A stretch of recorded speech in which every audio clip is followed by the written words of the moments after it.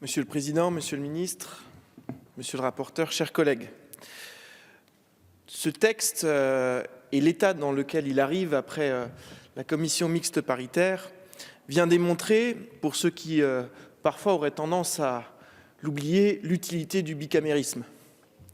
Parce qu'il n'a finalement plus grand-chose à voir avec l'ambition qui était celle du texte initial que nous avions étudié ici et l'état dans lequel il était sorti de notre Assemblée en première lecture.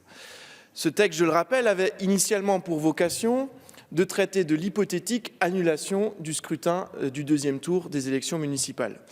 Heureusement, le Sénat a effacé cette hypothèse au vu de la réalité des circonstances sanitaires que nous connaissons, au vu de la réalité du déconfinement massif qui était organisé dans nos territoires, l'allocution du président de la République dimanche soir confortant encore cette stratégie de déconfinement.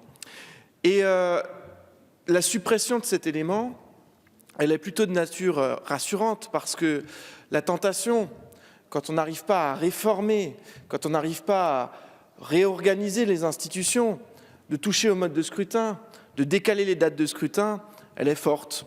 Alors, il y avait là une raison concrète et pragmatique liée à l'explosion de l'épidémie au moment du premier tour des élections municipales que nous comprenions. Et d'ailleurs, nous avons voté l'état d'urgence sanitaire en mars et avec cela les conséquences sur le deuxième tour des élections municipales. Mais nous serons toujours et resterons toujours très vigilants à toutes les tentatives de toucher au scrutin et notamment à leur date. Et quand j'observe que plutôt que de parler de réformes structurelles du fonctionnement des régions, des départements, le président de la République essaye de monnayer avec les présidents de région un report de la date de l'élection régionale, eh bien, on est bien là dans la réalisation de ce risque de toucher à l'élection plutôt que de toucher à l'action.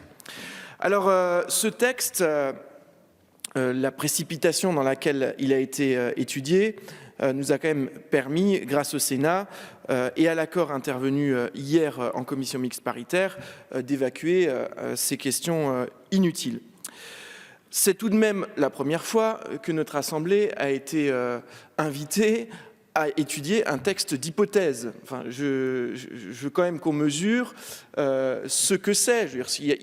Toutes les premières fois ne sont pas historiques et toutes les premières fois historiques ne sont pas forcément des bonnes nouvelles. Et se dire que notre Assemblée en vient à discuter de la légalisation d'hypothèses, c'est quand même une drôle de conception de ce que peut être le droit. Finalement, il n'y a pas grand-chose dans ce texte, mais des points sur lesquels aujourd'hui nous sommes d'accord.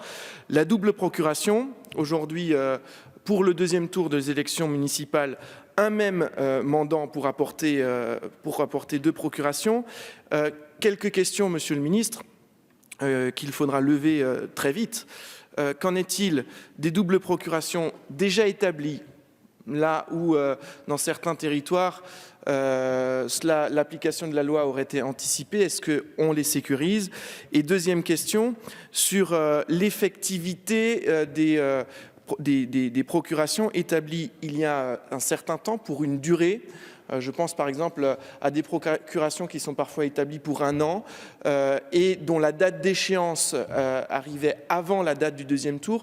La réponse existe aujourd'hui clairement pour les procurations établies spécifiquement pour les élections municipales, mais il reste un flou auquel nous n'avons pas encore eu de réponse sur celles établies sur une période et non pas sur un scrutin. Tout ça, il va falloir y répondre avant 12 jours.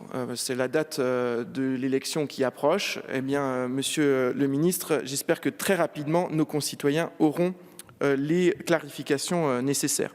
Voilà, parce que nous sommes favorables à cette double procuration, parce que le mécanisme proposé pour les élections consulaires, bien qu'il conduise au report et à la nécessité d'un texte de loi organique pour le report de l'élection des sénateurs des Français de l'étranger de la série 2, le groupe Les Républicains votera, grâce au travail de toilettage du Sénat, en faveur de ce texte.